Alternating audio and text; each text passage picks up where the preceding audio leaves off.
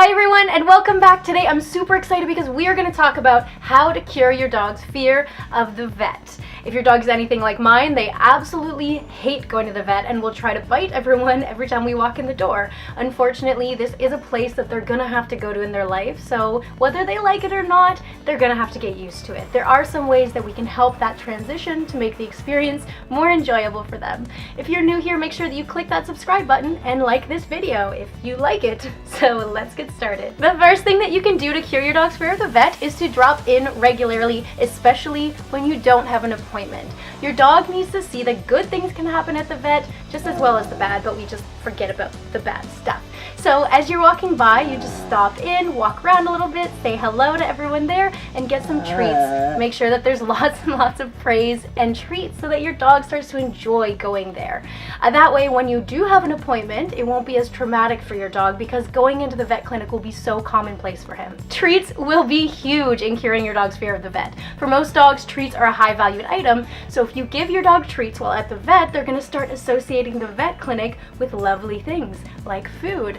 Make sure that you're not luring your dog with the food anywhere, such as to get up onto the scale, but instead rewarding them for doing something brave, like allowing the vet to come and touch them. Many dogs are afraid of being touched by the vet, and this is something that can be a huge problem for checkups, but there are ways that you can build up your dog's tolerance to being touched by strangers. So what you can do is you can start with yourself, who your dog is comfortable with, touching in a place that is not so scary for them. So around their paws, a lot of dogs are okay with around their backsides, and then slowly moving to more vulnerable places, like around the belly or around the face.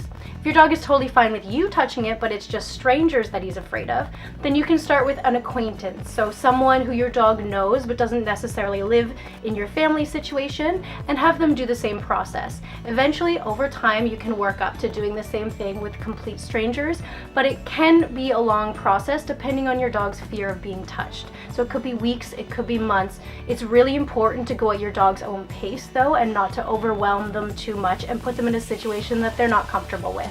For dogs with a severe fear of the vet, medication could be a good option. So this is non-invasive and will work as a kind of calming down drug for your dog. For some dogs, this works amazingly, and for other dogs, you barely even notice the difference. So if you do use medication though, do make sure that you're not planning on using it as a forever solution, but that you are getting your dog comfortable with the vet and just using the medication in the training process. Don't wait until your dog develops a fear before implementing these tips. You should be getting your dog comfortable with the vet from the second that you bring him home. Puppies are so easily influenced, and if you show them from a young age that the vets can be a wonderful place, then they're going to continue that thought throughout their lives, and your vet visits will be much smoother. Thanks for hanging out with me and Django today. I wish you the best of luck in curing your dog's fear of the vet. With Django, it's been a work in progress, but he now goes into the building without freaking out, so baby steps. Make sure that you leave your comments in the section below with your experiences on this, and if these tips have worked for you, give the video a thumbs up, and if you haven't already, then subscribe to the channel, and we will see you next time.